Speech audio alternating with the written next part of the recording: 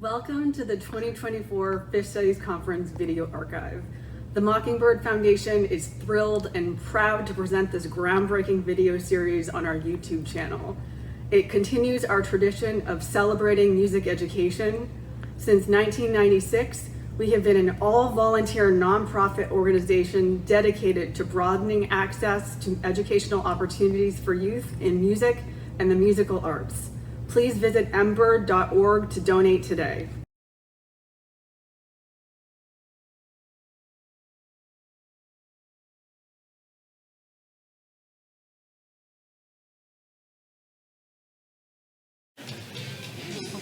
Ooh, I like that. That's super fun. All right. Well, thank you all for coming back, and we're super excited to kick things off for our panel discussion today. We have a lot to talk about, and so we're going to get right into it. Got a little bit of an introduction, and then we'll get to some questions.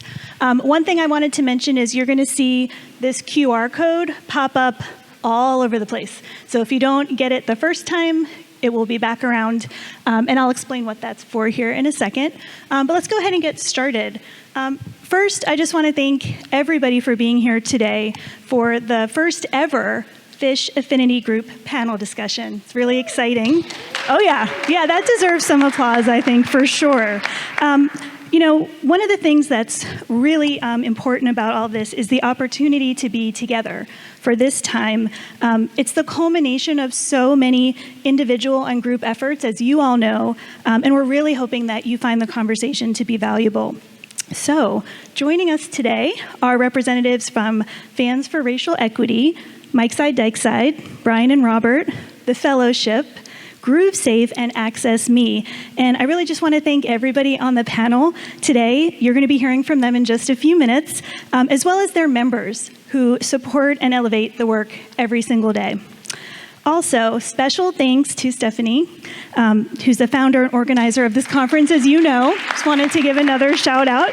I'm so happy that she's here on the panel, along with the entire committee, everyone here at Oregon State University, for giving us this space, because this is pretty amazing.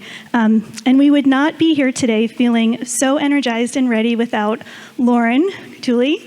Hi, Lauren.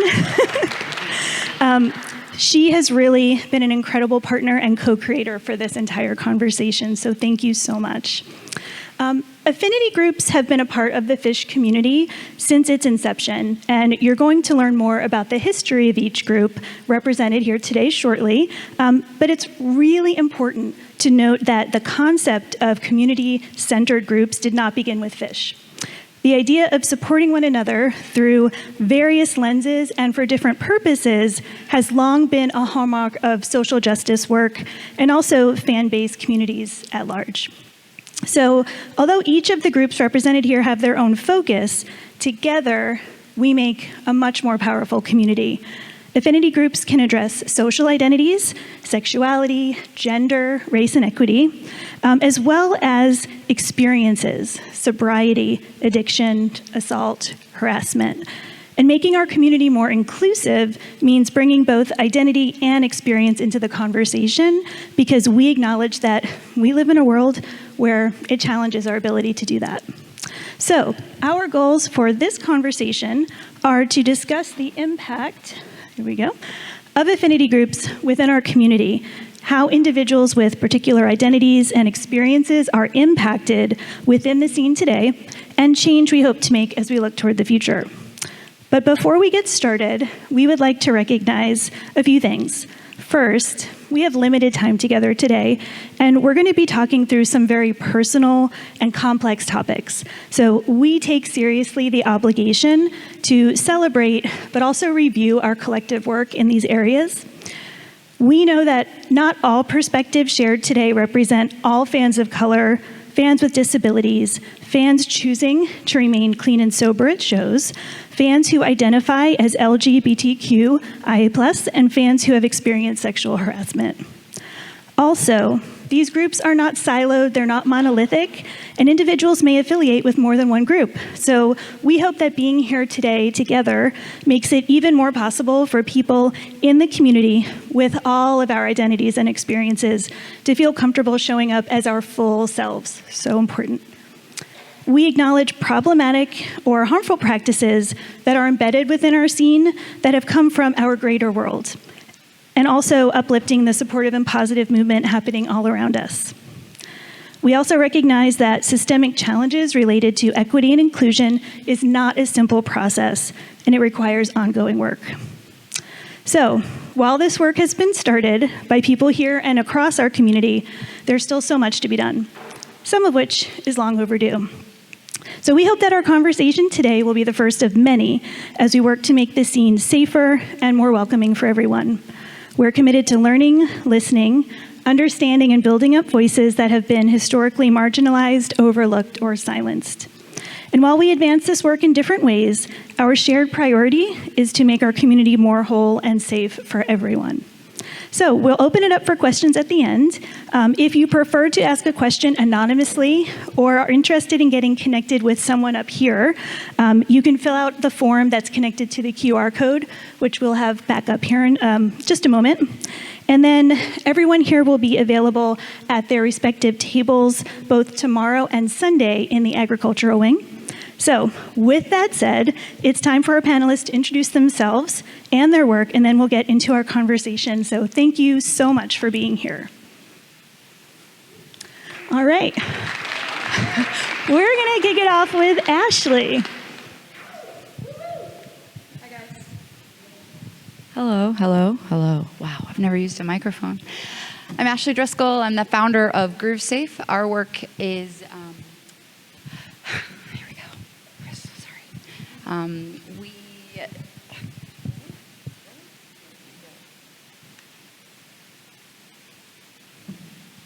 GrooveSafe is a nonprofit. Our work is to stop unwanted touching and sexual misconduct in live music and entertainment spaces. I'm a longtime Phish fan who started this as a direct result of negative personal experiences. So we work with bands and venues and talk to fans about tactics and ways to improve this problem and build what we call consent culture, which is to eliminate the toxic culture that exists and build up inclusive, respectful environment for all of us at shows and any places where large crowds gather. I didn't expect to be uncomfortable, but this topic is hard, and it's something that I've been working on since 2017 officially, and before that we started as a grassroots movement. I got to a point where I didn't want to see music anymore. It's my favorite thing to do, and I was just really fed up with it, and I didn't understand why shows weren't fun for me anymore. So as we go through this topic, it can be difficult, and you can even hear my voice shaking, and I know most of you in the room, it's just because it's really tough. But I'm here to stand up for all of us that kind of have either experienced this or have seen me go through this in both, in my world and at Phish shows and any other kind of music. But so that's basically why I'm here. You can see it behind me, and I'm going to pass it on and thank you. See who's next. Thank you, Ashley. And I think what Ashley said about this being a challenging set of topics is so true. So we thank you so much for walking through that with us. All right, Malcolm. Oh, thank God you didn't put that stupid one with me with the sloth outfit on. No. I'm Malcolm Howard. I'm from Phans from Racial Equity. I'm a co-founding board member, and I'm also the treasurer. While we are all going to be here to talk about a tough conversation, we all have to remember that the one thing we got to leave with is how we're going to make the world better. And if you do that every day, I guarantee you that all of our work will get done, and you will have better experiences at your shows. So thank you. Thank you so much. All right, just kidding. I didn't put the sloth picture in there. He was worried. Okay. Lisa, why don't you tell us a little bit about your work and the Fellowship? Okay. I'm Lisa Terry, and I'm the west of the Mississippi volunteer coordinator of the Fellowship. The organization started in 1996. I've been involved since its inception, and it's like the Wharf Rats with the Grateful Dead world are kind of what started the sober presence at shows movement, and then the Fellowship came along, and I had been doing service in other groups, and just made my way into the Fellowship, and I love it. It's my favorite service that I do. And the preamble that's up there on the screen, I don't need to read it because it's large enough for you guys to read, but that's pretty much what our group stands for, and it's nice and simple, so thanks. Awesome, and there's some great community pictures too from the Fellowship, so thank you for sharing those with us. Okay, Stephanie. Hi, I'm Stephanie Jenkins, and I represent Access Me, which is a Facebook group for fans with disabilities and their allies that was started in May of 2020. All right, and then we're going to hear from Ivy, and then we'll start getting into some of our topics for today. Great. Hi, everyone. My name is Ivy Schlegel. I use they, them pronouns. I'm based in San Francisco, and I'm representing both Brian and Robert and Mike Side, Dyke Side, which are two affinity groups for LGBTQIAA+ fans. A bit of history about our groups. Brian and Robert was started in 2000. Initially, it was an online site with profiles and meetups, which reflects a historical gay trend in gay socializing to meet others remotely when physical spaces are not guaranteed to be safe.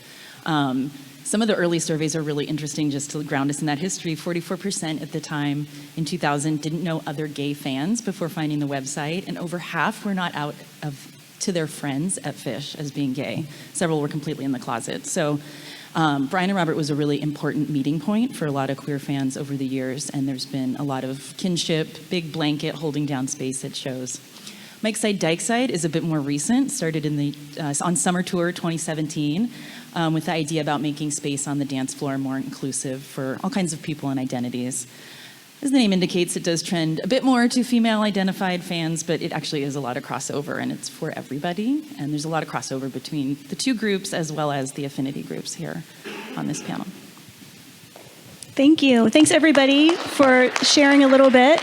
And I think Ivy made a great point there, which is you're going to be hearing, I think, similar types of responses to some of these questions. And then, of course, you're going to be hearing from people who have kind of a specific point of view that might be related. And so the way that we've set this up is we have 5 main questions here. We're going to kind of break it down across everybody sitting here. It's the same QR code will be up on every screen. So as you are sitting out there, if you have either a question or idea, I think that's just as important. Something comes up that you want to maybe address or share, that will come directly to us. So please feel free, anything you've got in mind. But yeah, let's get into this first question here. So as you can see, what are some of the ways your group has worked to make the scene more equitable and inclusive? And we're going to kick this one off with Ashley. Ashley, what do you think about that one? Well, I think it's important to start a little bit by thinking about where GrooveSafe started. And like I had said earlier, it's a lot to do with the personal experiences and not wanting to see music anymore. It started really as a grassroots movement, as a Phish fan, as a music fan, talking to my friends in online communities, but also in person at shows, and saying like, hey, this is really something that it keeps happening, you know, whether it's verbal harassment or physical touch, sexual harassment and the like. And it turned out that it was happening to a lot of people. And it was really hard to kind of break the ice to start to talk about it for tons of reasons. You know, fear being the first one, not being believed, as many of those emotions come with it, and kind of not wanting to be a problem or cause any issues with people. But we developed the nonprofit status in 501c3 and got gained some following and community behind it. And I would say like a turning point or a milestone for me as a Phish fan was a good story. One day I'm minding my own business in, I think it was April 2021. We started in 2017 officially. So 2021, you know, we all know what kind of timeline 2021 was, but either way, there hadn't been Phish in a while, and I got this email. And as you guys know, in any contact form, on any website that you can basically write. It says like who, from, and subject matter, and it said Richard Glasgow, Phish tour manager. We want to know more about GrooveSafe. And I was like, what joker thinks, that this is funny here? Like, you could write Big Bird from Sesame Street, and I was like, okay, whatever. So I kind of, being a little self-doubt, and was like, whatever, this isn't real. And then, 3 hours later, I got an iMessage on a text message, same exact wording, same exact language. Dickie Scotland text messaged me. And it said basically, we're interested in knowing more about what you're doing. And I got on a phone call with him, and it was a really, really cool conversation. We talked for like an hour and a half about what GrooveSafe is, why it started, and all about all that. But fast forwarding, and he said, we want you at every show. We're going to connect you with Waterwheel, and we think that it's going to be really important for the fans. And something really interesting, too, in that kind of timeline was, you guys all know the Dinner and a Movie series was going on, and Waterwheel itself, I probably will butcher this, but they do environmental studies and environmental work. That's kind of what their nonprofit does. It's a Phish's nonprofit. But Dinner and a Movie, they said, I have an idea. We know a way we can start supporting you is you can be a beneficiary. GrooveSafe can be a beneficiary of Dinner and a Movie. And obviously I was like, what? That's awesome. But then the more I reflected on it, it actually turns out that PhRE had one right after us as well, but it was the first time that I know of where Phish and Waterwheel chose a nonprofit that directly affected the fan experience, which was, I felt like was a new thing. And so I was really proud of that moment because I knew that the work we were doing was directly affecting the fan experience, and being recognized by Phish and Waterwheel to do that was a really big honor, and it's how I started to realize that we were making some change. So that was, that was kind of cool. And then I guess I started to feel legitimate. Imposter syndrome's real, and being a survivor and a victim of these kinds of things and other trauma in my life, I was hesitant to think that what I wanted to do or the impact I wanted to make would matter. But we started doing Phish shows and tabling. My first show was Arkansas, not my first Phish show, my first GrooveSafe Phish show was Arkansas, which was weird anyways. It was the first show back from the pandemic, and it was Arkansas and whatever. But one quick other cool story about this is that I got my table set up. My volunteer actually had her flight canceled, so I was there alone. It was like 95 degrees, and it was hot, and I got in early, and we don't always get to see sound check from the inside, but we did. We were set up in there, and the very first notes, and you guys, if you know this, my nickname is Stash, and I finally get my mission on the table, and I sat down. The band comes out to sound check, and they played Stash as a sound check, and I was like, okay, this is supposed to be like it's supposed to be this way. And then, so the things that I can tell that we're making an impact or changing too is, over time at Phish shows, it started to be, or at the beginning is, what is this? What is GrooveSafe? Why are we here? Does this really even happen? I've never seen it, so it must never have happened. All these things that people tell me. To a shift, there were people that started thanking us. Thanks for being here. I wasn't going to come, but now we know GrooveSafe is here. I decided to come to the show. My friend canceled, but I came anyways. I didn't want to be alone, but I know you guys are here. Even if I don't come up and see you, it helps me to be here that you're here. And then my colleague Shauna Potter and I put out, Shauna Potter, there she is. She has a book, Safer Spaces. She'll tell you about it later. But it was like my Bible to get started. And we put out a bystander intervention training on our website. And after people started to get more involved in the bystander intervention skills, they started to come to the table and say, hey, I tried that interrupt skill. It really works. I got my friend out of a situation. Or, hey, I brought up this topic of controlling your buzz to my friends before the show, and he actually listened, and so that is where I started to feel the impact. And last, before I pass it on to Malcolm, is I found that people are now using GrooveSafe as a verb, and that is one of the coolest things I could imagine, is where either the person in distress doesn't know what to do because they freeze and they kind of just like, GrooveSafe, or friends around us are saying, hey man, heard of GrooveSafe? Or hey, that's not too GrooveSafe, or you better be grooving safe. And I'm just like, whoa, that's pretty cool, because now we are able to use it in a way where people are starting to understand that it's really kind of these bad behaviors can be addressed, and even if we panic and have to use GrooveSafe, do it, or like use it to bring up the conversation with your friends.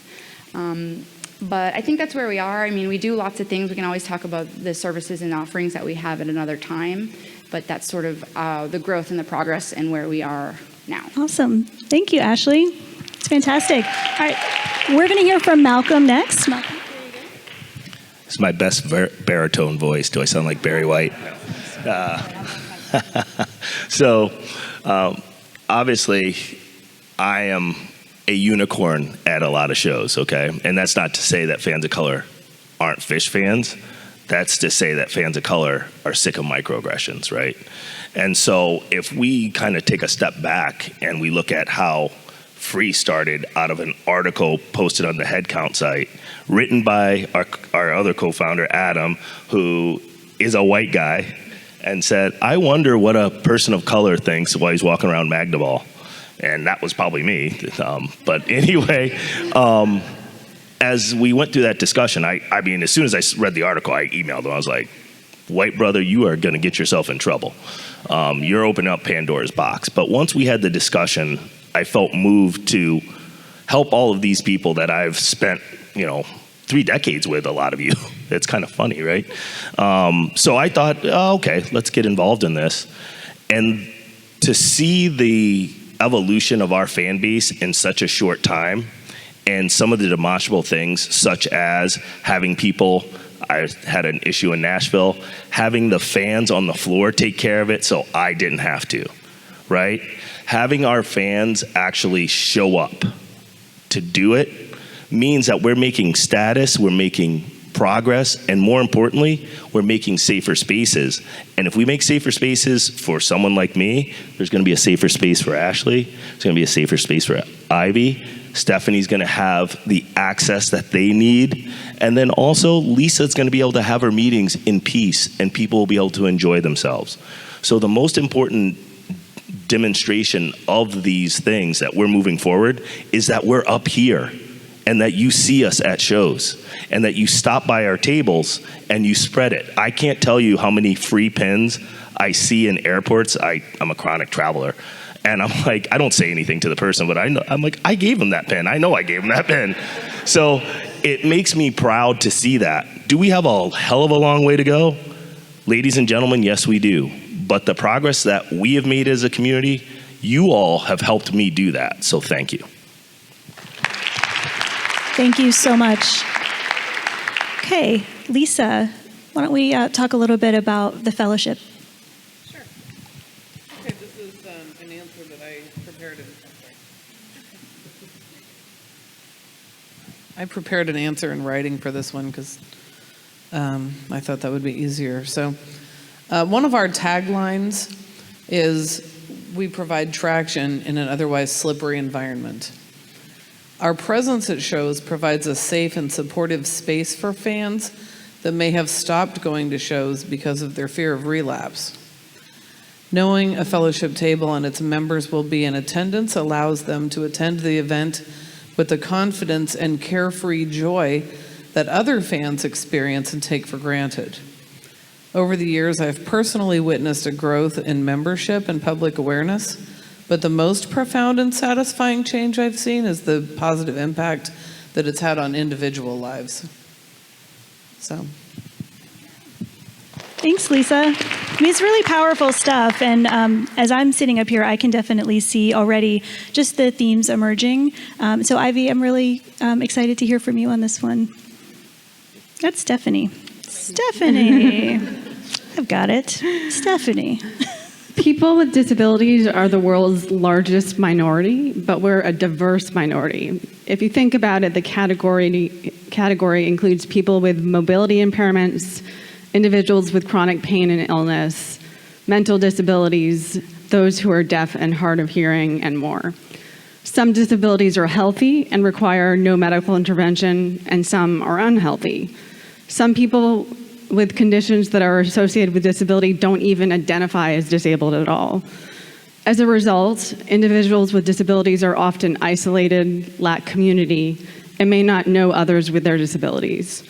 The Access Me Facebook group was created to provide connection for fans with disabilities and their allies. It's a place for community building, advice sharing, and problem solving when a member of the group experiences an access obstacle. It goes through cycles of activity and inactivity, and it's more active when someone encounters a problem. I also did a presentation on accessibility for free, and I'm happy to do that kind of consulting for other groups if anyone's interested. Here's the short version. The only rule is it begins. We're a very small group that is just getting started, and you can help by joining. All right. Perfect. So I think, another thing that I'm listening for is you can see here that for some of these groups, as we know, they've been in existence for a number of years. There's space for everyone up here. And so we've been talking a little bit about where we've been. We're going to continue that going into the next question, which is going to focus a little bit on some of the challenges faced in the scene as kind of related by members of these groups. So Stephanie, we're actually going to continue with you. And if you want to tell us your thoughts on what you've seen, that would be great. Yeah, I have a few thoughts on the challenges that we face. First of all, if we want to improve our community, we have the problem of activism in an entertainment space. At shows, fans are there to escape reality, not to encounter its harshness and injustices. At shows, fans are there to escape reality. They may be intoxicated. Shows aren't the best time for engaging with most fans, but it's the time when they're physically together. Escapism also makes it difficult to find volunteers. Second, relatedly, there is a common belief that Phish concerts are apolitical. They're thought to be escapes from the troubles and difficulties of daily existence. Shows are sacred spaces of love and light where everyone is accepted. This belief is a myth, and it is a significant challenge for doing social, racial equity, and inclusion work within our community.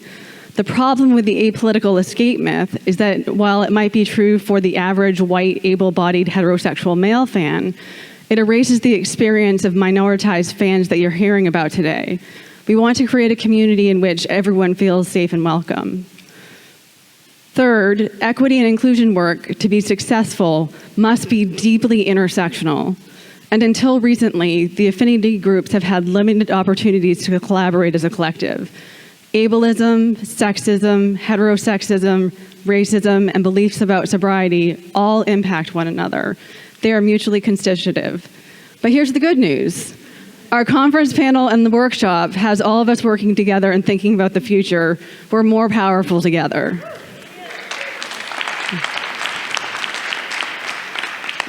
Next, there's no centralized institution to enforce policies or trainings on the Phish scene.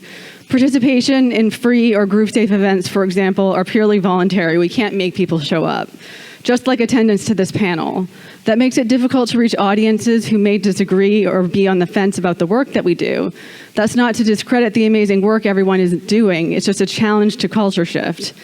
As an alternative, for example, here at Oregon State, we require certain trainings for faculty, incentivize others, and reward the work in promotion process. So we should think, are there other ways that we can incentivize work within the affinity groups? How can we get people to show up? And the last point that I want to make is that Phish doesn't exist in a vacuum. If someone is ableist or racist in their everyday life, they're going to be ableist and racist at Phish shows. We're dealing with larger systemic issues that extend beyond but impact our scene. Thank you so much. Malcolm, what do you have to say about this one? Tell us what you think. Well, I always look at the biggest challenge is us, right? And I'm actually going to say specifically you, right? As I look at this, and for my white brothers out here, don't take this the wrong way, but we have a white male-dominated scene. We have a white male-dominated culture. Our Constitution was written by a bunch of white men sitting in a room that was hot, so they had to get through it.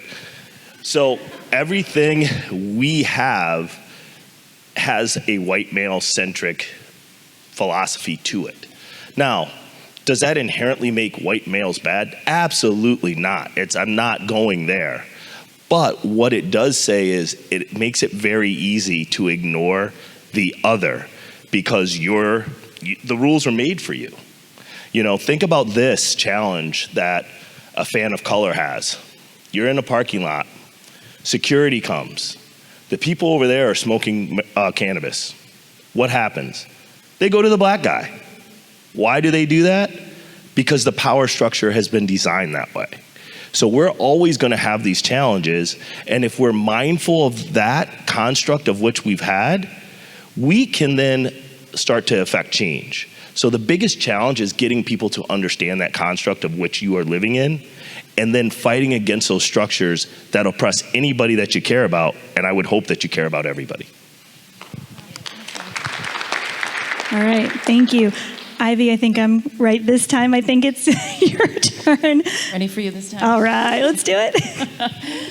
Yeah, thanks. So I surveyed our affinity groups in preparation for this, and there are a few clear themes. We also really want to emphasize we're delivering it with love. So if there's some of these things that I'm saying, and you're like, no, I don't think that's me. I'm probably speaking directly to you because I love you. I love Phish fans, like, can't believe it. So really just what Malcolm said as well, the Phish scene is or feels or is perceived to be overwhelmingly white, middle class, upper middle class, cis, hetero, able-bodied. And the range of that privilege and prejudice creates an obstacle course for anybody with an other identity. So like all of you, I want to go into every show and jam and let myself totally go. But as a queer person, I don't always know if I can do that. I am always on guard.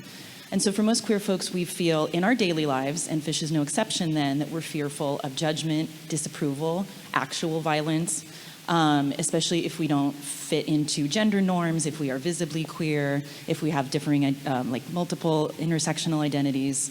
We're sort of always scanning our environment to see if we're safe. I daily have to make choices if I'm going to come out to somebody and if that's going to infect, all kinds of things. There's legislation coming from all directions.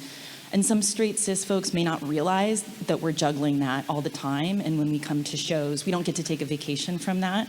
And sometimes even there's an inadvertent, overly welcoming otherness that can also really put us off and off guard.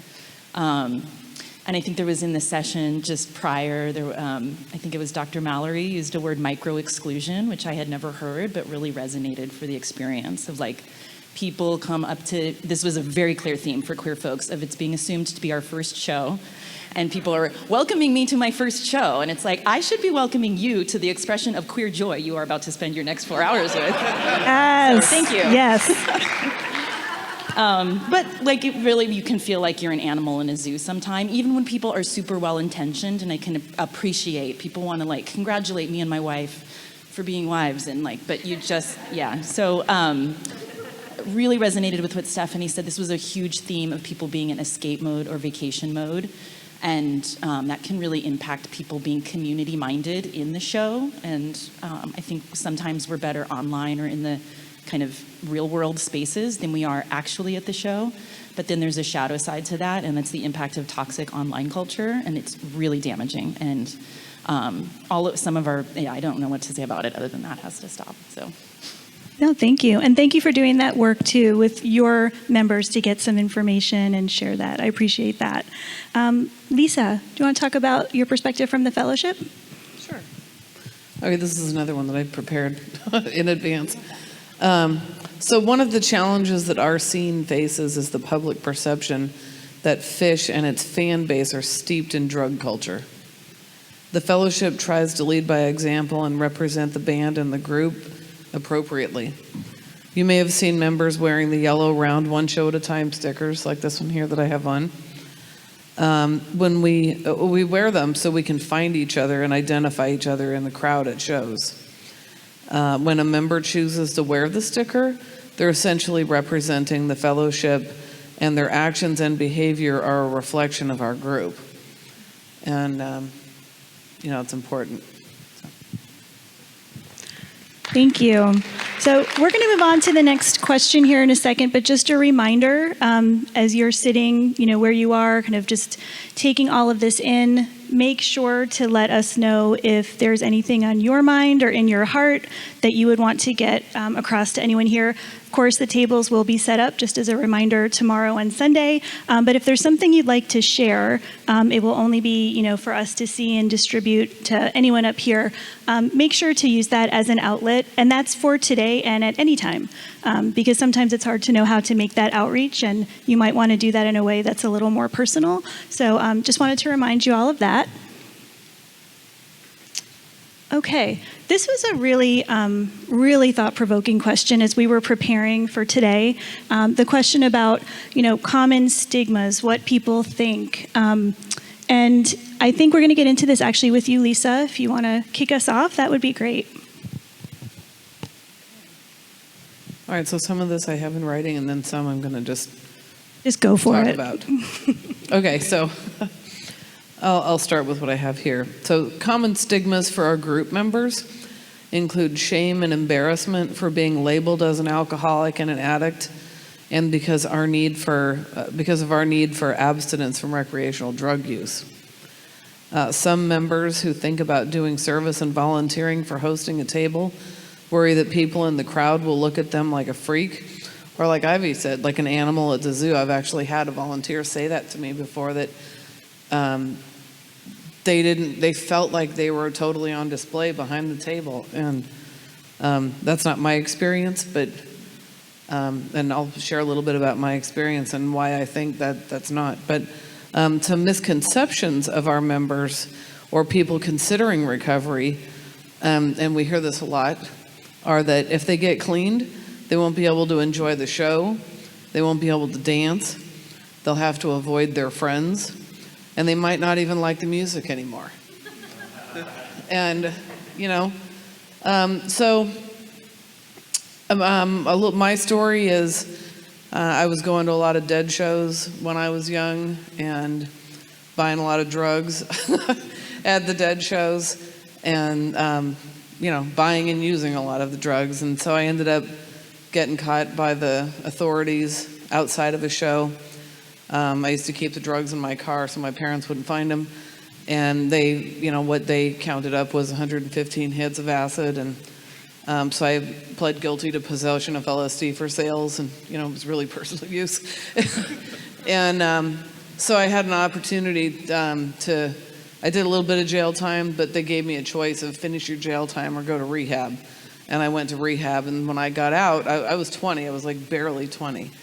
And lucky for me, I didn't have my probation officer or my parents or people in the 12-step fellowship that I was going to put the fear in me of, you can't go there anymore. It's not a safe place, but I went to shows with people that I went to meetings with, and that's before I knew that the sober crowd at shows existed.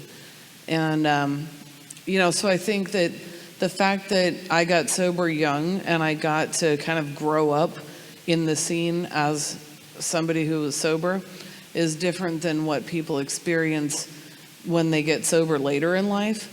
And they've already got their routine, they've got their set of friends, they've got their pre-show, I got to find all these things in the lot and all their party favors. And, so it's harder for people to kind of retrain themselves and get used to experiencing it in a different way.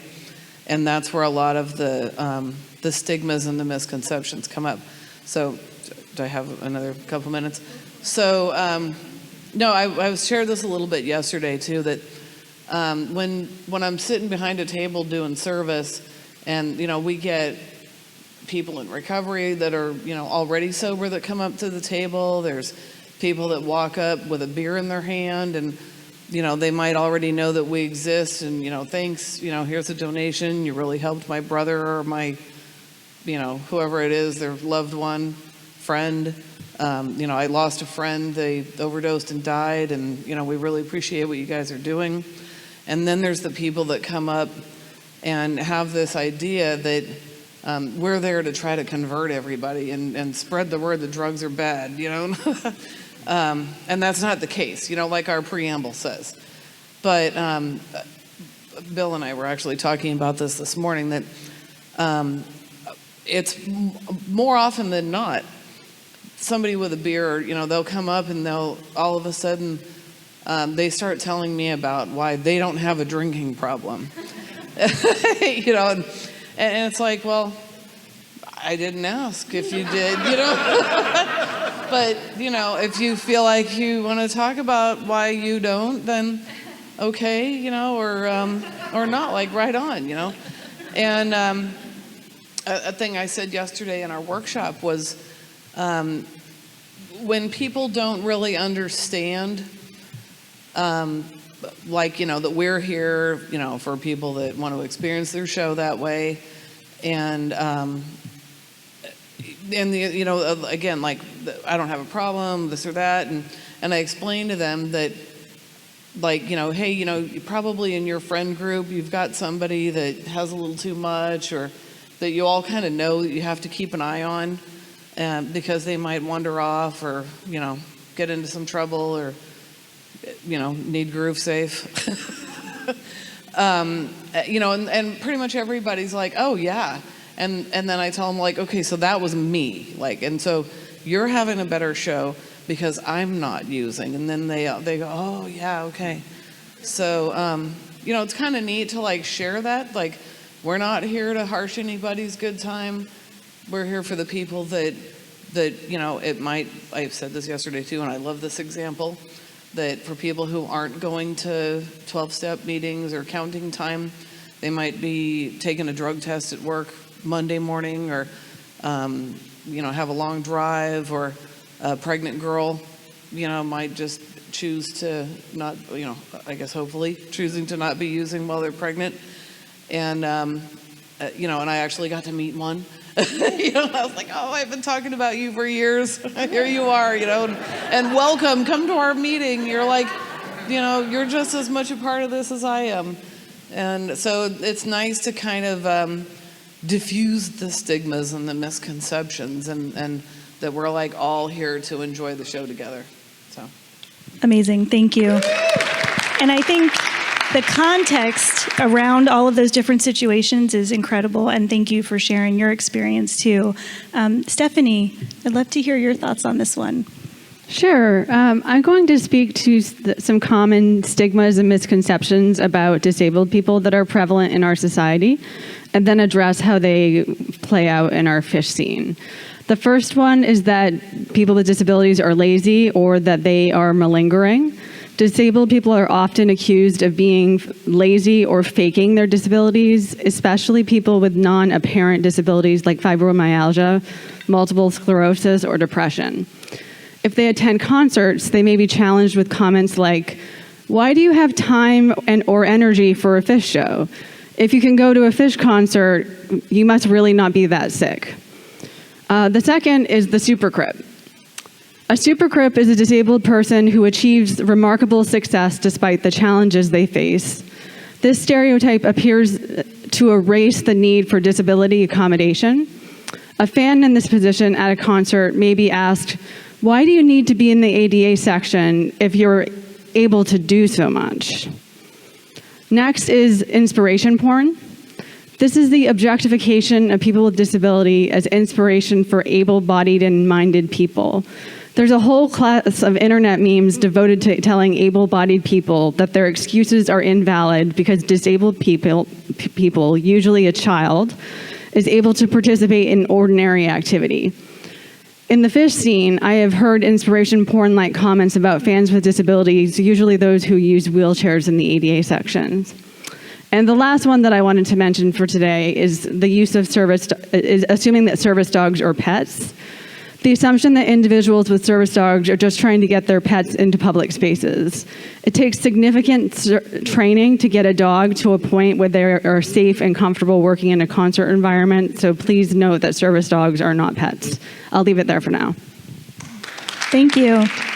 And it just occurred to me that one of the things that we can make sure to do is share out some of the information that you're hearing. So the terminology, Stephanie, that you just shared, I think is really helpful. So thank you for that. Ivy, you want to talk a little bit about this one? Sure, thanks. Yeah, I kind of talked about this before, but one of the misconceptions that queer folks have grown accustomed to like masking or acted closeted. I think there's a stigma around like the happy gay or the helper gay or like we're here to laugh and entertain you. And, that's true. Great.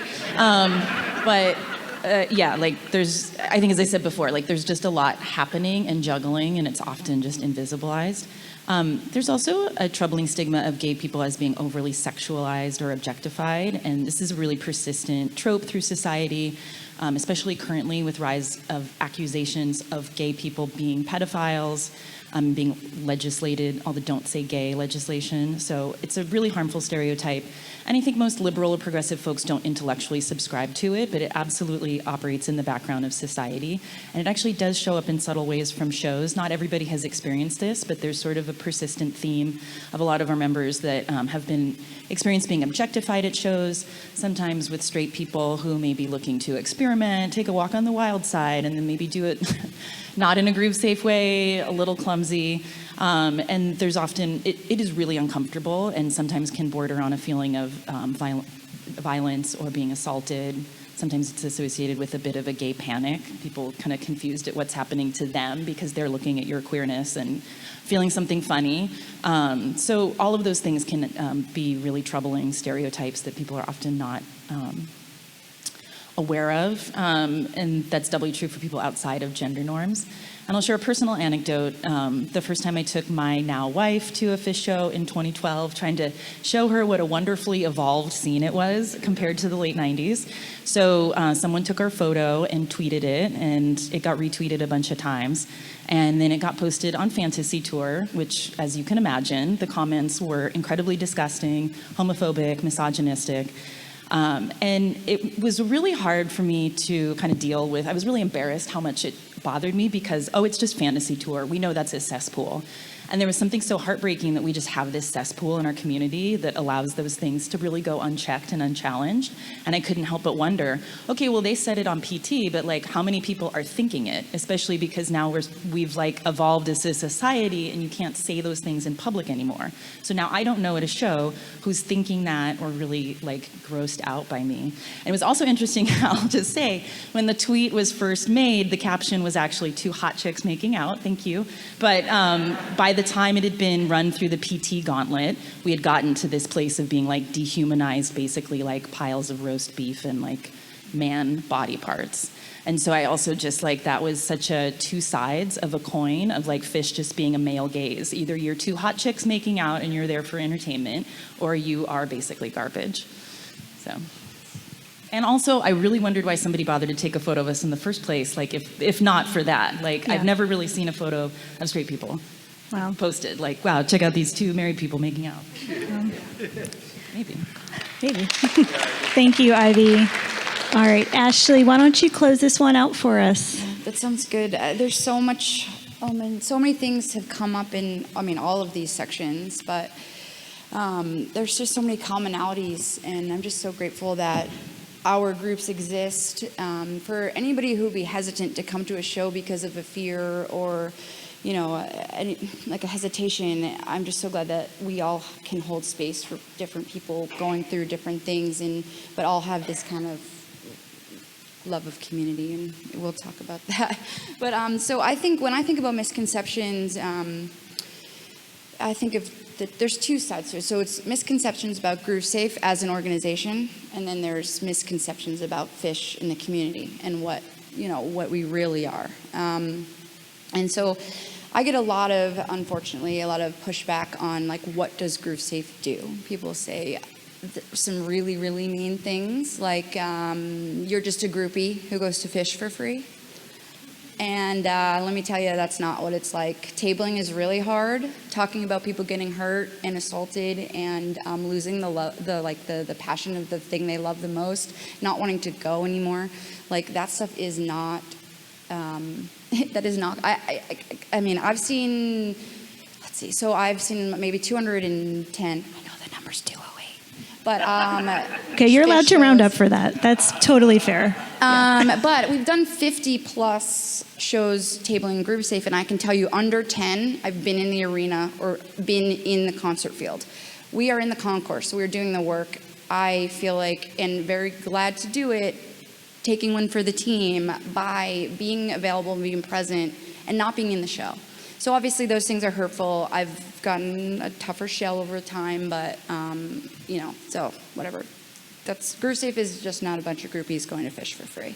And yes, we have to spend money to travel to Phish, invited by Phish, to be at Phish. So either way. The other thing is I think there's a misconception about drugs and alcohol being the reason or excuse for harassment and groping, and I've learned that it's not. Controlling your buzz is a possibility. We're not trying to cancel fun. We're not trying to cancel, you know, people interacting. GrooveSafe is trying to cancel disrespect. I think that's the main theme there. But like, we're not prude. We want you to party. We want you to have fun. We want you to like interact. But maybe you ask for the hug. Maybe you have one less shot. Maybe you don't take a 10 strip. It's just maybe just see how one feels. But the idea is to talk to each other about it. Hold each other accountable. Don't be afraid to have these conversations. So, I mean, I think that it's a factor, but it's not the reason, you know, being wasted. If your buzz is now going to affect the safety of somebody else, that's when I start to care about it. If you're fine, I hear somebody, oh, he's a great guy. I'm like, okay, maybe at work on a Tuesday, but the way he's acting now, or she, you know, they're creating this environment that's putting other people at risk. Another misconception for GrooveSafe, before I get into the Phish community, is our movement is gender neutral. It is so important for people to know that it is not just a safe place for girls, which is what people say. It's not that. And someone once said, oh, GrooveSafe is it's the group where girls are trying to make sure they don't get raped at Phish, right? What? No. You know, we are so... Okay. All of those things. Either way, so I personal stories, I've been felt up by women, I've been felt up by men, I've been accosted, assaulted, and things by all gender identities. I talk to a lot of, you know, men and women who have been groped by many of the gender identities. So that's a really important thing about our work. The other thing is about being a safe space. People say, oh yeah, you guys are a safe space. Well, we aren't a safe space. Nothing is safe and everything isn't not safe, right? So we want to bring the safety into the arena and into the field and into the concert. And so we don't have to hide behind my table to feel safe. We want to show people that safety can exist in the show. And so while we hold space and allow people to feel like they can be safe around us, like, it's not about the GrooveSafe tent being the only safe space in the show. That would just assume that everything else is not safe, and that's not the case. These scenarios, they happen, they're very real, but they're not constant, they're not all the time. So there can be a space in Phish that is safe most of the time. So that's the goal, is to bring it out there. And if I have a couple more minutes or no, can I? Well, you know what, Ashley, we are going to come right back to you for the next question. What I wanted to do is just a quick little bit of housekeeping. So we have 2 more topics we're going to get through, and then we will have time for questions, thoughts. So just keep that in mind.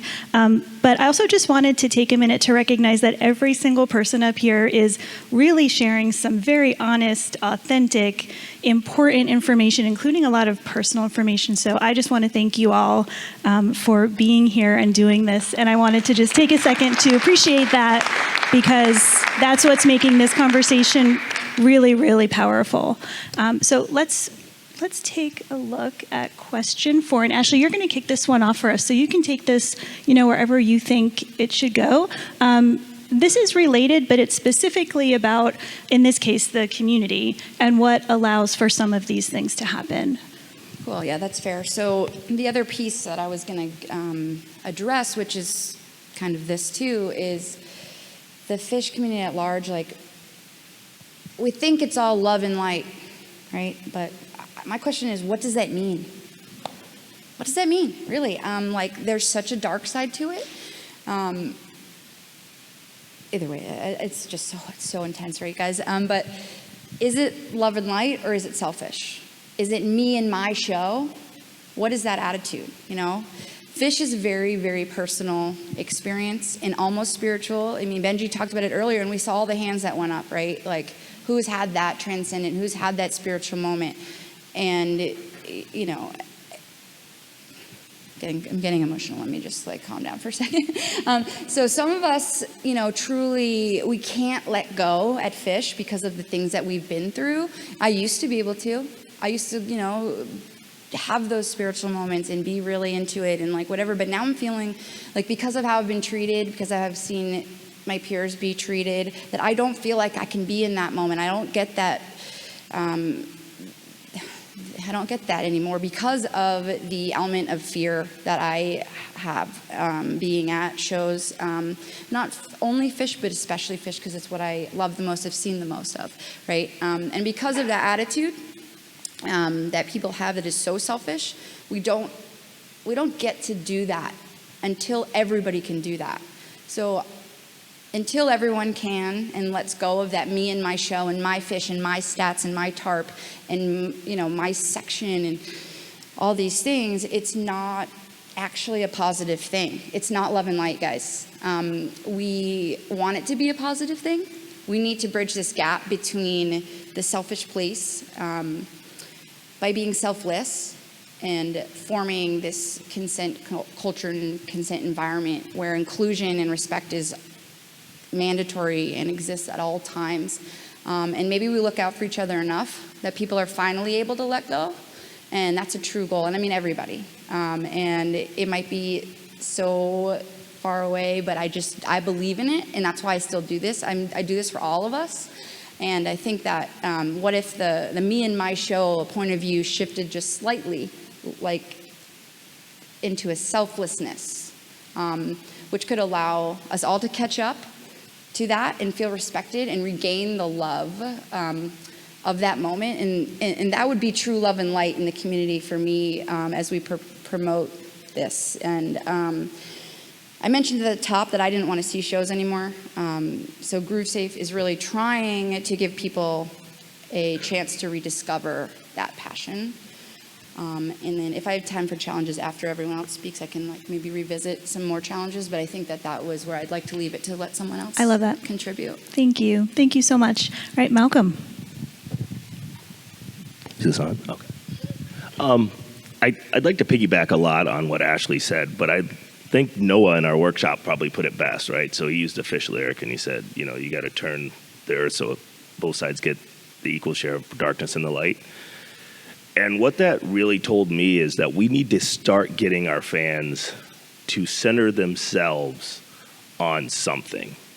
And I don't believe everybody needs to run and be a volunteer for free. As a matter of fact, not all, you don't do it. Like find your passion and go after it. But also remember that you need to make sure the community is with you. You're doing the work that we need done, not the work you want to do. And I think right now, and I would argue that most of the people in this room are not these folks, but we have a lot of folks at shows. The work they want to do is get blotto, right? And that's the end of it. So, you know, someone will see me in the airport and they'll see I'll have, you know, my donut earrings in or something. And I'm going to a business meeting and they're like, hey, I was at this show and then were you there? I was so messed up.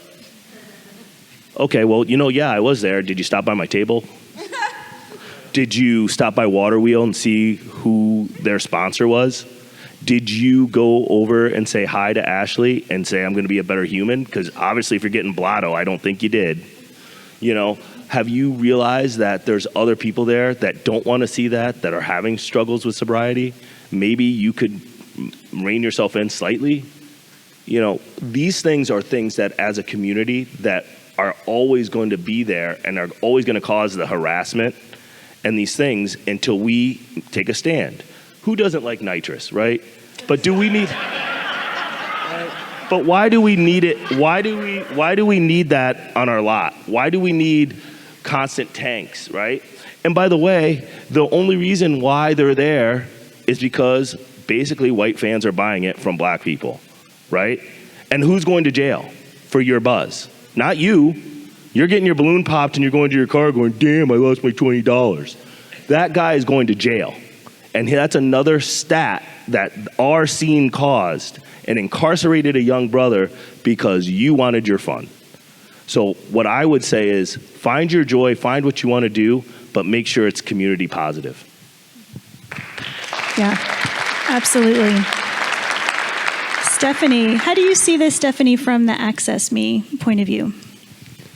We're a free-spirited bunch, and we view ourselves as open-minded, so the existence of harassment, exclusion, and discrimination in our scene is counter to our self-perception. It makes it hard to have change happen.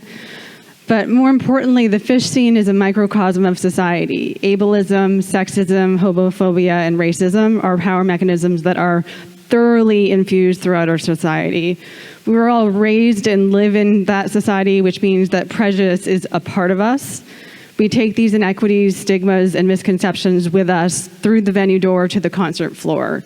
Phish may be a sacred space, but it doesn't exist in an apolitical vacuum. I should say working towards a more equitable, inclusive society and scene is the lifelong project, and we're all at different stages of this process, but no one is all perfect. We all need to do the work, and there must be something more than this. All right. Thank you, Stephanie. I think, Ivy, you're going to close out this question for us.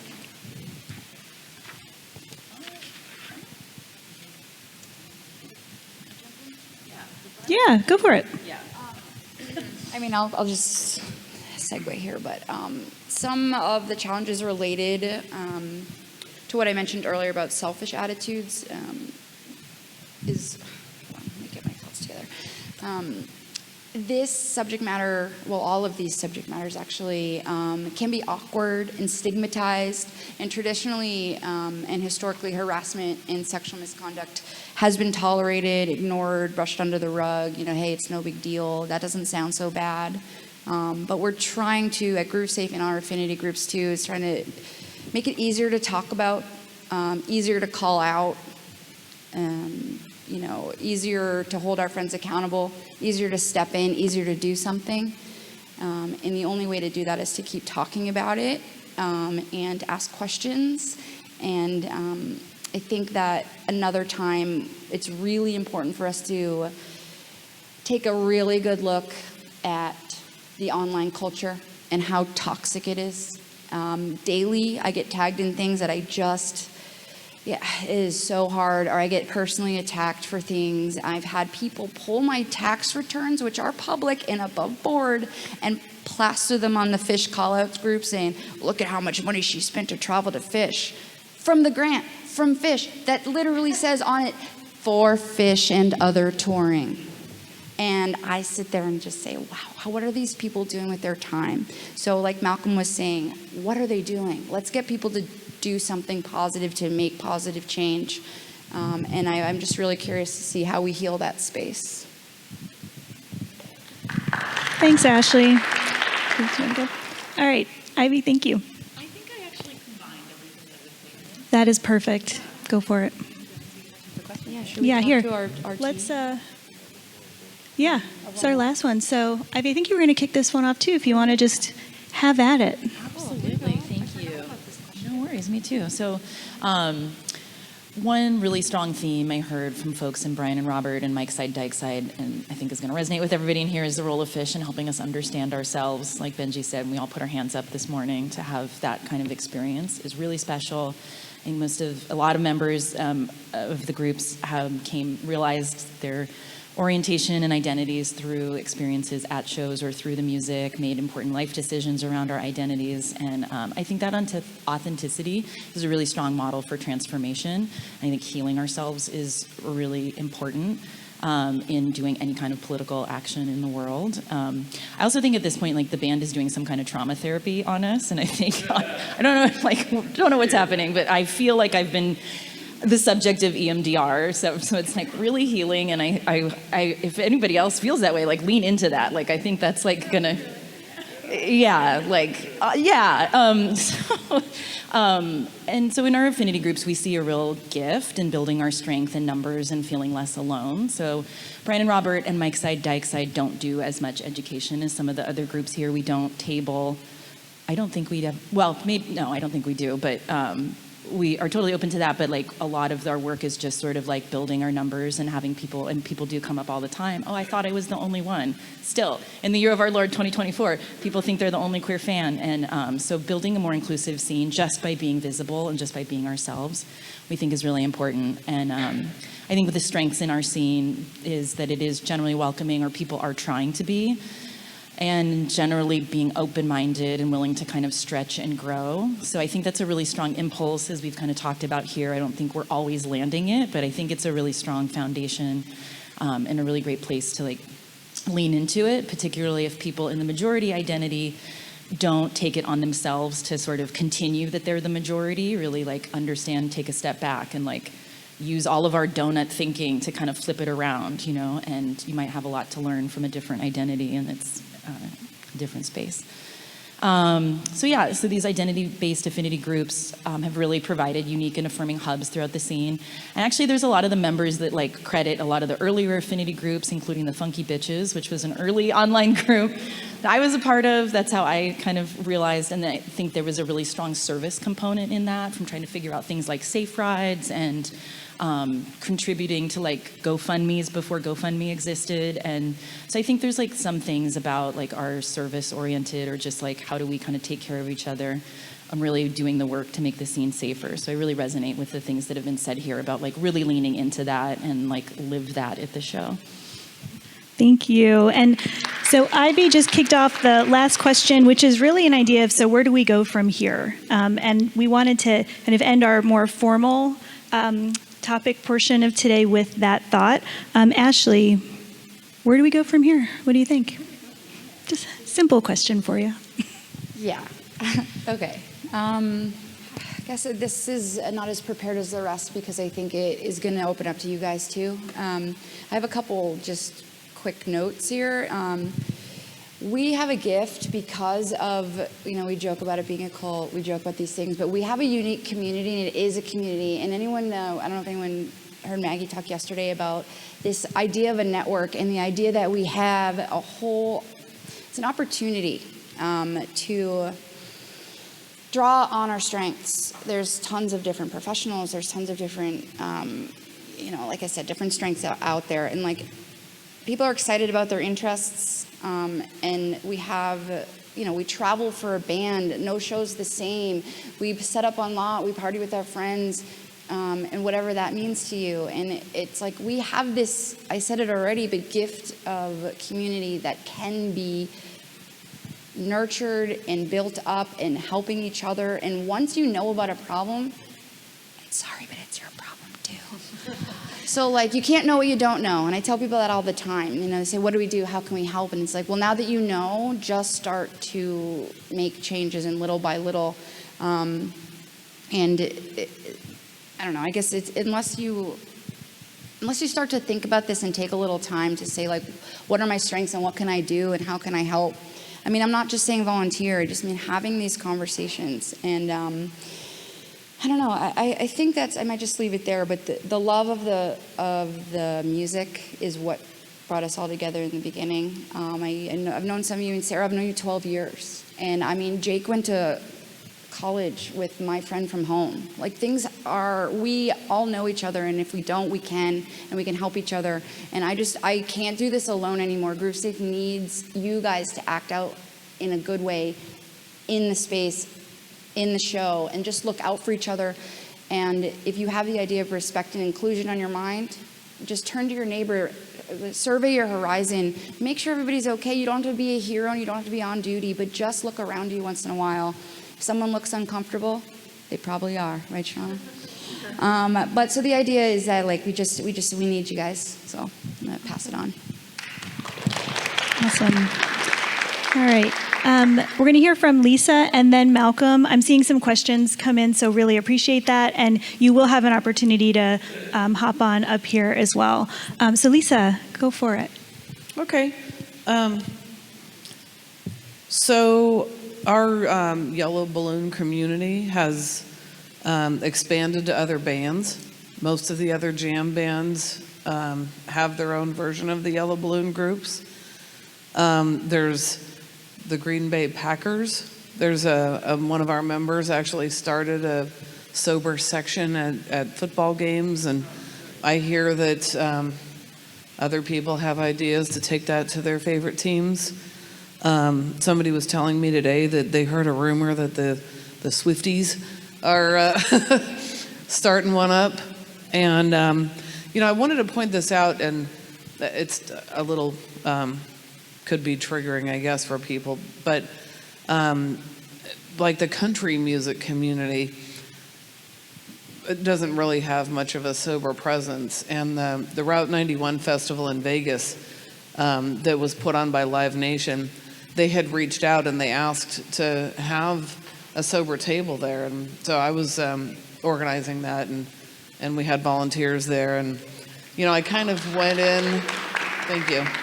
I went in with some preconceived ideas about the country music scene and country fans, and I'm maybe like outlaw country, I'm down with, but like newer country, I just don't really know it that well, And it was neat because up until 10 o'clock on the Sunday night, we got to share the message of being sober at shows, and I got to really learn, like, man, these are music lovers just like me. It doesn't matter what band it is, they're just as passionate as they are about their music, and they're not coming here with weird political stuff, flying on themselves. And, it was just like, it's exactly the same as what we do at Phish, to carry the message of being able to have support and have a sober presence. And we had meetings at the Route 91, and people were like blown away to be like, oh my God, there's sober people here and you're having meetings. And so it's kind of neat that bands and band managers and promoters are kind of starting to see the value of having this.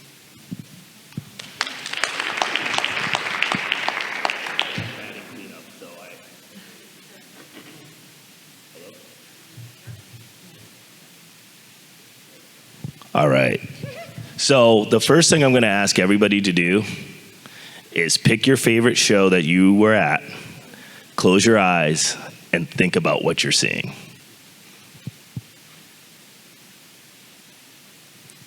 Now open them. How many of you saw a sea of crowd of people looking at the band? All right. I bet you dream, and just like you see, you probably only saw white people. And that's one thing I think that we could take away from here, is in our conscious and subconscious, let's start to work on thinking there's others around us, whether they're there in naturally or they're there working. We have to remember, we go to towns where we have people that are working those venues and we act ugly. That's unacceptable. So let's start doing the thing that we say we're going to do and dream better dreams, right? So that's number one. And then lastly, what I'd like you all to do, starting tomorrow, do not let me down. Every one of you will let me down if you do this.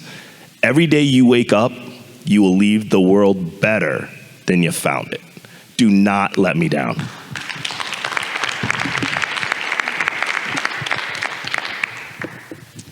All right. So that closes out the kind of more formal portion of our time today, but we definitely have a couple minutes for some questions. So if anyone wants to come down to one of the mics here, you're welcome to. In the meantime, I'm going to get started with some of the questions that have come in on the form. So thank you to everybody who has submitted those. If for some reason we can't get to all of them, we will definitely make sure that the groups that were identified when you submitted the form, we'll get back to you. We'll make sure to answer that question in some way, shape, or form. So the first one that we have is for GrooveSafe. So this one's actually for Ashley and Ivy too, okay? So here's the question. And actually, I think this could be for everybody. So if anyone else would like to answer, that would be great. The question is, how can I help support as an ally and also to promote your essential messages and themes? That one I can do. Awesome. Ways you can support. Number one, we are a 501c3 nonprofit. Donations in any form are very, very helpful. We also need volunteers at Phish shows and other shows. We're doing full Goose tour in June. I'm thinking we're doing 16 with Goose as our partner. So anyone not afraid of Goose, we can do that. I need people to help. Yeah, so it would be that. Following us online, sharing posts, tagging in anything that you even think is remotely related. If someone is even giving anyone a hard time, like bring it up. Someone will click that link to the website. Someone will click the link to the page. I cannot do this alone. I need you guys to open the doors. So it's either online sharing or again volunteering. There's probably 10 people in this room who've done back-end organizational things for the nonprofit in a business sense. Like I cannot run a company, be the spokesperson, be at every show, do the finances, do the psychology, and do what else, you name it. I make a joke a lot at the house where I say, let me check on that. Hey, Judy. And like I call across the room and I pretend to pick up the phone to myself. Like I don't know how to do much more without the help of other people, which we get our FEMA network started, then we have a way to get our professionals together. However, that being said, I think it's just in time, financial support, and opening doors. I love this question. So Mike's side, Dyke's side, and Brian and Robert are both open to allies. So we have Facebook groups. If you feel like joining, that's a great way to show your support. Not necessary. I think in terms of like being an ally, I think my answer is probably like, I think for queers, we like need you to be a little more political. And like all the stuff I've said about like, just check yourself and like help each other out if that resonates. But like, we did like gay marriage was not legal in the United States by law until 2015, which was just a few years ago. And straight people continued getting married through that. So we're going to enter probably an increased period of legislation.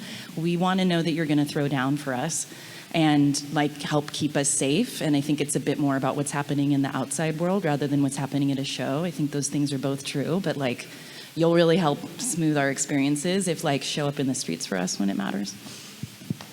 Thank you.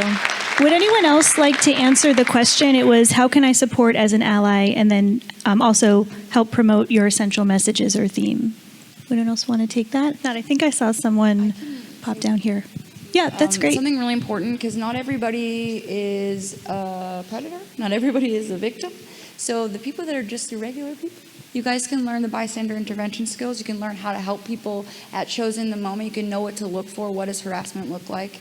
And take a couple of minutes, every few sets that you go to and look around you. So the regular showgoer, those are where our allies are going to be the strongest. I can't be on the floor at all times. I can't respond to everybody that's ever had an issue. And there's times where I'm getting harassed and I can't always help myself. So it's really important if you're thinking of the concept of an ally, is just learn as much as you can about what all of these issues are, especially with GrooveSafe at a show, and how you can, stand up for each other and look out for each other. It could be as simple as getting someone a bottle of water, or just stepping in if you see someone that. And we have a whole bystander intervention program, which we did a training yesterday. It's online, and I can answer any questions about specific details of that over the weekend at the table. But I think that would be a huge way to be an ally, is to do some education or learning, I mean. And I would just tell you, go to our website. We actually spend a lot of time on it, and it has educational materials up there so you can learn. The other thing is, if you all like watching documentaries and stuff like that, we have an awesome series about Black Roots of Phish on YouTube. And we also have a lot of other videos up there that will give you other ideas on ways that you can intervene if you see something going on. Or if you really want to be an ally, there's videos on how you can do that, how you can do it effectively. So I would say start there. Don't ask me to do your work for you. I need you to do a little reading, because I can't help everybody. Yeah. Okay, Lisa, sure. Okay. All right, so like ways that you can support us by supporting your friends. If anybody in this room is in recovery, or going to a show and feeling like they don't want to use there. The volunteers are at our tables through the whole show, from when the doors open till hopefully the end of the second set. If we have a meeting at the set break, but you're welcome to join us. If you have friends that are choosing to experience their show without drinking and using, if you go there with them and you know that maybe they don't really know anybody else, or they're feeling a little shaky, remind them that the Fellowship is there. If you can't find the table, the Water Wheel always knows where we are, or other affinity groups would know where we are because we all walk in together. And I've had people, what we call normies, bring their friends to us. Hey, my friend is, either just relapsed or they're, feeling kind of shaky. Is it okay if we just kind of drop them off here for a while? And it works, when I'm hosting a table, and what I, suggest to my volunteers is try to get an extra chair from the venue, because a lot of times people want to come up and like sit down, and sometimes they want to get some heavy stuff off their chest or share an experience that they've had in the show. Oh my God, this guy tried to pass me a joint, and they're trying to dose everybody in recovery. And it's like, no, they're really just being generous, but it's uncomfortable for a lot of people to deal with that, and it's helpful for them to have somebody to talk to. Thanks. If you're a fan with a disability or you want to be an ally, just go ahead and join the Access Me group, and let's kickstart something awesome. Thanks, everybody. That was great. Thank you for hanging on there. You can share your question. Is this on? Okay, hi. I was supposed to do the mic drop at the end. All right. So I just wanted to come up here and thank you, each of you, for doing this work from the bottom of my heart. It's one of the reasons that I still continue to come and see Phish live, because I know that Ashley's going to be there, even through all of the challenges that she faces in every show, like not being able to see the show, but like be there as that source of support and those resources. And, in the Fellowship, just being able to put on that yellow sticker one show at a time and recognize that, you can kind of see that as you're walking through the crowd and realize that you're not alone. And there are other people that are with it and totally able to go there with Phish and feel the jam to the fullest, but also are really self-aware and looking out for other people. And so, I'm just so inspired by the fact that you're all at a table here together, and really excited to see how through the networks of networks that you guys are creating and coming together and seated here today, how we're really strengthening the fabric of our Phish community. And, I know that there's a shadow side to the love and light, but I want to thank you for using that light to illuminate some of these really important challenges, and also being able to see that there's opportunities to raise awareness and not just change things in the microcosm of our Phish scene, but that it will ripple out. And I'm so excited. Like, the Swifties are like seeing what's happening through, the Fellowship, and suddenly this is rippling out, and it's changing things for the positive. And so I want to thank you for doing this work and helping other people to do the work. And don't really have much of a question, just to say that. Thank you. That was awesome. Thank you so much. And I think you definitely speak for a lot of people with what you shared. So if anyone else wants to ask a question, perfect timing. Oh, okay. All right. We do have some questions here, but yeah, please go ahead. Thank you. We can hear you. I'll repeat it. Okay.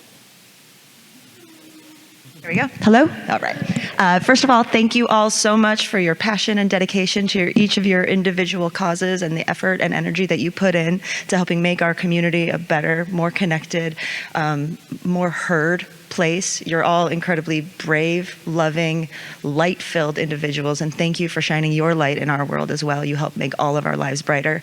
I wanted to give a little bit of context and not to take focus, but Ashley had mentioned something that I'm working on. My name is Maggie Kazmarowski. Malcolm and I are partnering on something. It's called FEMA Network. I presented it yesterday during the workshops, and it stands for Friendly Helping Emergency Mutual Aid Network. And part of that is to be working with all of these organizations here that as a community, I love that you guys are already working together. Thank you for joining resources as well. And the idea of that is to piggyback also on what Malcolm was saying about making our world a better place and our community a more formalized place. So FEMA will serve as like a network or hub for people who are in emergency situations or who are in need, and it will serve as a space for Phish fans to go and find need when they, or find support and help when they are in need. And to piggyback on all of that, it is going to require everyone's help and support to create a space where we can all look after each other so that nobody else feels left behind. It's also a place of formalizing community in a lot of ways, and to make official a lot of the work that these folks are doing here, and to bring more light and efficacy to what you guys are doing. So I want to say thank you all for what you're doing, and the plan is to get all sorts more people involved. So apologies for taking focus. I just wanted to say thank you all for what you're doing, and a lot more great work is coming ahead. Thank you. Thanks, Maggie. Appreciate that. Perfect. I think we have time for probably one more question, and then we'll make sure to respond to the others that have come in. Yeah, go for it. Again, just to echo everyone else, thank you. I've seen firsthand impact on friends of mine on tour, and it has meant a lot to them. I have a very small sample size. I end up hiring a fair number of students just coming out of university. What I have noticed in the last 4 years is they don't know how to socialize anymore. I'm wondering if you have seen the same thing. So these are the people who are going to be joining us on tour now that they have jobs and money of their own. And some of the basic senses of not being entitled, of having a good space, of knowing how to act around crowds, seem to have gotten worse in the last 4 years. Some of it's pandemic, some of it I just think is the larger context in the US right now. Have you seen this? And if you have, what do we do about it? I realize it's very open-ended and I'm asking you to solve a work problem, but you know, but I worry about this a lot. Yeah. I really do. I'm going to summarize that. Okay. So from what I'm understanding, we have a generation, or at least a generation that is very poor with their social skills and their social interactions. A lot of that could be centered around their self-centeredness. A lot of it, I think, is more environmental, and I think that's 90% of the issue. When you don't have to talk to somebody and you can send them a text, you lose those soft skills of looking in somebody in the face and be like, I don't know how people interview anymore, because if you've never had the opportunity to have a difficult discussion with somebody because you're avoiding it and you're going to text it, you know, how many, like I hear these people break up with people, they send them a text like, hey, I broke up with you, or I want a divorce. I mean, this is a generational problem, and the only way that we fix that as a community is stay as a community. And since we get together in spaces, those folks, when they come into our spaces, we have a slight duty to give them light education on their social skills and their behavior. But after we've given them that light education, if they don't go out and seek to be better people, then we have to expel them from our spaces until they do that. Yeah, sure. Yeah, please. Absolutely. Question? I think I know what you mean with that question, and I was thinking, and I don't think I have an answer, but I like generationally and kind of thinking about intersectional identities, I just consistently am blown away by younger generations and how they're oriented to identities and like so able to take up space, and it's just so normed about neurodivergence and gender, like, and I'm like, wow, I can just choose my pronouns like every day in every Zoom meeting, like this is so cool. So I think there's something I also sometimes I think feel kind of like, what is going on here? Why do I feel so weird? And I just always assume it's because I'm middle-aged. But I really I think there's something to learn from the way that the younger generations do sort of like take up space and engage with each other that I think is helping to unlock some mysteries. I'm also finding that consent language and awareness is already a part of their day and part of their lives. I think it, like you were saying with identification, I'm sorry, I don't have the right language for that, but the idea that they already start that way. Like a lot of the trouble that we're having, even if like people going to Goose has problems like with our communities and stuff like that, but it's because of the older people just shifting into a new music world, but the younger kids are actually a lot more aware and receptive to these concepts that we're bringing to them. So even though their social skills are lacking in ways because there's so many screens and they don't have to talk directly to someone, they can send a text and hide or hide behind a keyboard. I mean, how many of us have been bullied online? And it's just like, you can say things and run away. They say things and close your screen. But I do think that the other side, like you were saying, is that they are kind of more aware of some of the other stuff. So when you said, how do we fix it? It might be, how do we just understand it? It could be different. I like that. Thank you.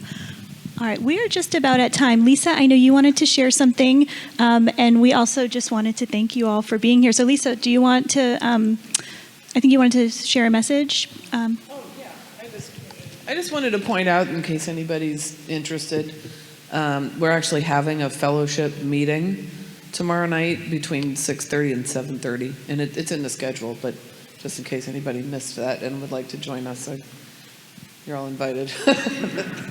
Where?